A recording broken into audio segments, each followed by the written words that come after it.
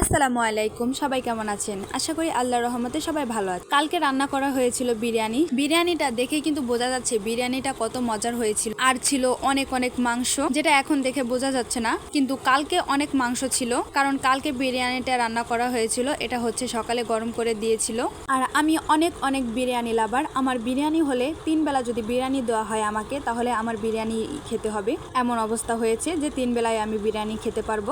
আর বিরিয়ানিটা খাচ্ছিল আমার জামাই কিন্তু আবার মাঝে মধ্যে আমাকে বিরিয়ানি কিনে কিনে এনে খাওয়ায়, কারণ সে জানে আমার বিরিয়ানি অনেক পছন্দের খাবার। তাই সেই বিরিয়ানি, তারপরে দোকানের খিচুড়ি ভুনা, সেই সব আমাকে কিনে এনে খাওয়ায়। যেসব খাবার আমার পছন্দের সেই সব খাবারই সে আমাকে কিনে কিনে এনে খাওয়ায়। আজকে ভিডিও আমি করছি না, আজকে ভিডিও করতেছে আমার জামাই। আর ফরিদপুরের ভিতরে, আমার লোকেশন কিন্তু ফরিদপুর, আমার বাসা কিন্তু ফরিদপুরের ভিতরে সবচেয়ে ভালো বিরিয়ানি পাওয়া যায় কোথায়, সবাই একটু কমেন্ট করে জানাবেন। ভিডিওটা দেখে এখন আমার বিরিয়ানি খেতে মন চাচ্ছে, কিন্তু কি করব, কিচ্ছু করার নাই। এখন তো বিরিয়ানি আর নেই, কিভাবে খাবো? আপনারা কারা কারা আমার ডেইলি লাইফ ব্লগ ভিডিও দেখতে চান সবাই কমেন্ট করে জানাবেন, তাহলে এরপর থেকে আমি ডেইলি লাইফ ব্লগও দিব। আমি এখন আপাতত ডেইলি লাইফ ব্লগ দেই না, আমি এখন এই খাবারের ভিডিওই দিতেছি।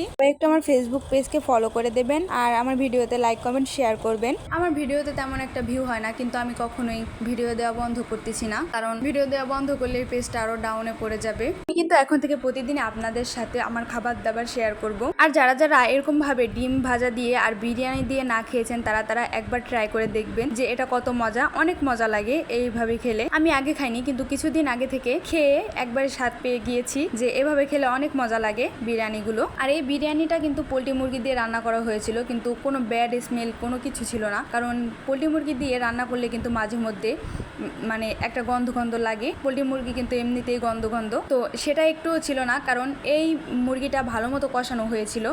আর ভালো মতো কষালে কিন্তু এই ব্যাড স্মেলটা থাকে না। আপনারা যারা যারা বিরিয়ানি রান্না করবেন এই পোল্ট্রি মুরগি দিয়ে, তারা এই ট্রিকটা ফলো করবেন যে ভালো মতো কষাবেন, আগে ভালো মতো কষে তারপরে রান্না করবেন। দেখবেন কোনো রকমের কোনো ব্যাড স্মেল কিচ্ছু থাকবে না, কোনো রকমের কোনো গন্ধ থাকবে না, আরও ভালো লাগবে। সাথে টক দই থাকলে, টক দই না থাকলে আবার তেঁতুলও দেওয়া যায়।